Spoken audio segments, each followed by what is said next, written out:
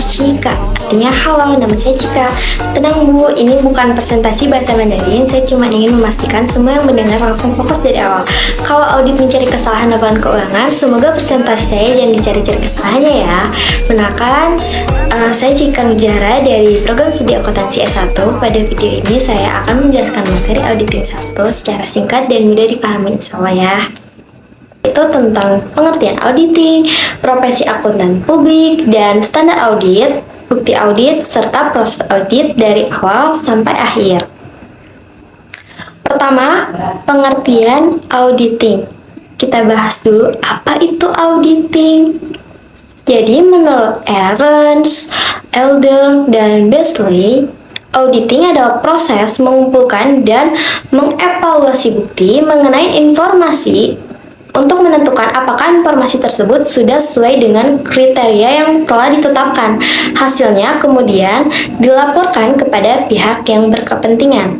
Sedangkan menurut Mulyadi, audit adalah proses sistematis untuk memperoleh, mengevaluasi bukti secara objektif mengenai kegiatan ekonomi dengan tujuan memberikan pendapat atau opini atas laporan keuangan. Jadi, sederhananya, audit adalah proses pemeriksaan laporan keuangan agar pengguna laporan keuangan yakin bahwa informasi yang disajikan benar dan dapat dipercaya. Selanjutnya, profesi akuntan publik dan standar audit. Di mana mengenai profesi akuntan publik ini, akuntan publik adalah seseorang yang telah memperoleh izin untuk memberikan jasa audit melalui kantor akuntan publik atau KAP.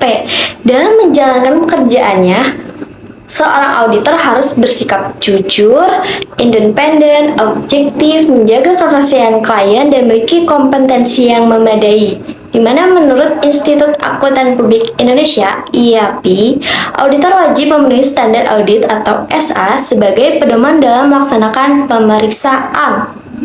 Dengan adanya standar audit, hasil pemeriksaan menjadi berkualitas tentunya, dapat dipercaya dan sesuai dengan ketentuan yang berlaku.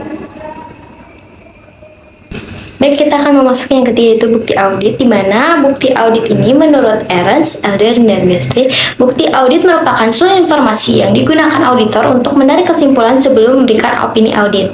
Contoh bukti audit misalnya faktur penjualan, bukti transfer, rekening koran bank, konfirmasi piutang, kontrak kerjasama, dan hasil observasi langsung. Di mana bukti audit harus memenuhi dua syarat, yaitu cukup dan tepat.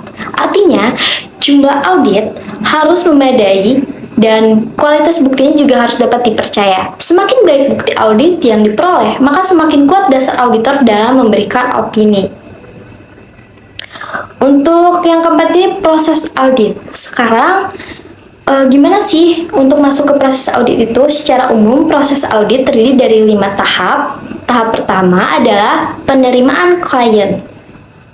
Di mana di tahap ini auditor mempertimbangkan apakah akan menerima klien dengan melihat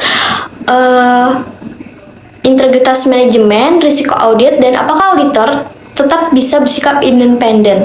Tahap kedua adalah perencanaan audit.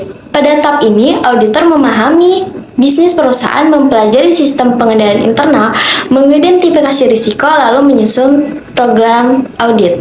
Tahap ketiga adalah pelaksanaan audit. Disinilah auditor mulai mengumpulkan bukti melalui pemeriksaan dokumen, wawancara, observasi, konfirmasi, dan prosedur audit lainnya. Tahap keempat adalah evaluasi hasil audit yang tadi. Semua bukti yang telah diperoleh dianalisis untuk memastikan apakah laporan keuangan telah disajikan secara wajar sesuai standar akuntansi. Untuk tahap terakhir adalah pelaporan audit. Auditor kemudian menyusun laporan audit yang berisi opini, yaitu wajar tanpa pengecualian atau WTP, wajar dengan pengecualian atau WDP, tidak wajar, dan tidak memberikan pendapat atau disclaimer. Terima kasih.